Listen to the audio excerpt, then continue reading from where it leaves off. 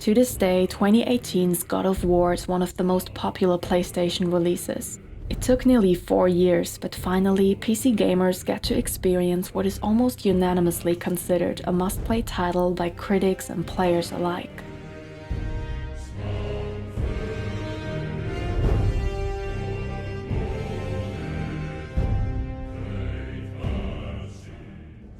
The previous God of War entries were known for bloody, fast-paced hack-and-slash action with a bloodthirsty and revengeful Kratos. So the calm and emotional cinematic opening of the latest entry came as a surprise to many.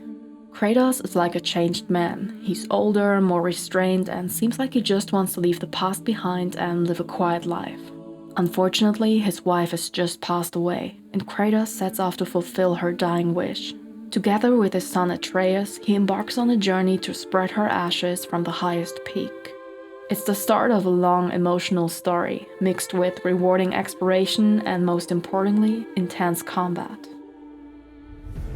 Kratos' new weapon of choice is the Leviathan Axe. He can either use it in close combat or throw it at enemies, both of which feels incredibly satisfying.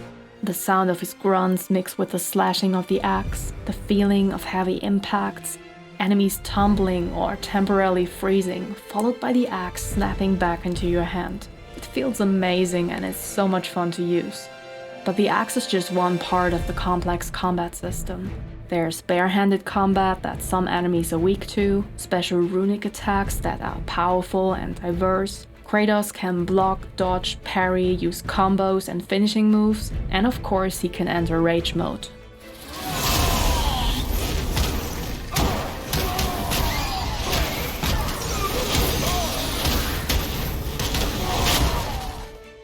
And then there's Atreus. I was a bit worried that I would constantly need to look out for the boy. But the most important thing to say about him is that he's never a burden, and quite contrary, turns out to be a significant asset in combat. In the beginning of the game, you can only direct him to distract enemies with arrows, but later on he stuns, shocks and chokes enemies, and can even summon allies. And the fact that he's getting more and more capable the longer you play is not just great for combat, but also mirrors an important aspect of the story. The relationship between Kratos and Atreus is difficult from the very beginning. The two of them are inherently different, but over the 25-hour-long journey, there's a lot of room for them to evolve. With old Kratos in mind, it's hard to imagine him as a single father to a grieving boy. But the writers did not only manage to make this transition believable, but turned it into one of the most intriguing parts of the game. What are you doing? Now his guard is up.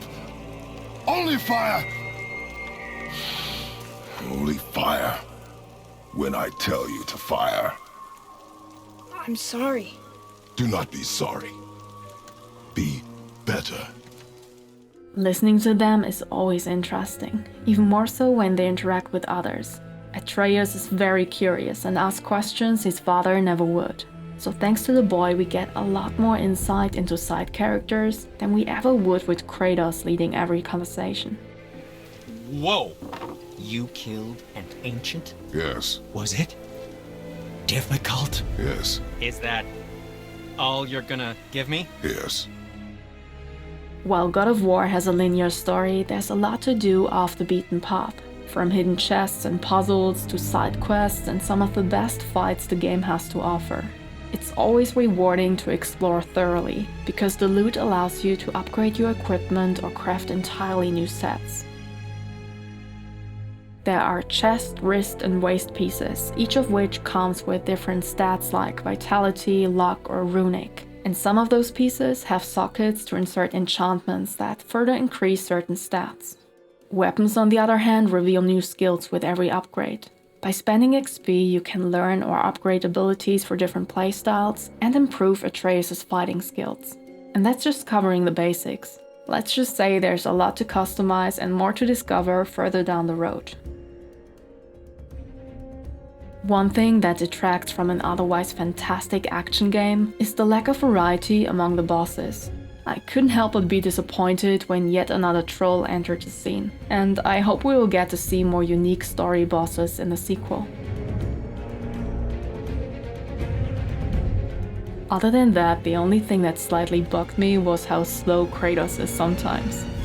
The dude can lift gigantic boulders, but apparently running with a crystal is too much. Most of the time when God of War slows down for a moment, there's a good reason for it though. The entire game is presented in one continuous shot. So whenever Kratos slowly opens a door or casually climbs a mountain, it might be a cleverly hidden loading screen that keeps you immersed. And it is a breathtakingly beautiful game to immerse yourself in.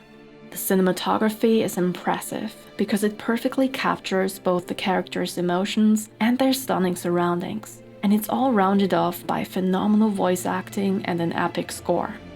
Overall, God of War's rewarding exploration, emotional story, exceptional presentation, and satisfying combat that is only held back by some repetitive bosses make this a must-play title that perfectly modernized a well-loved franchise.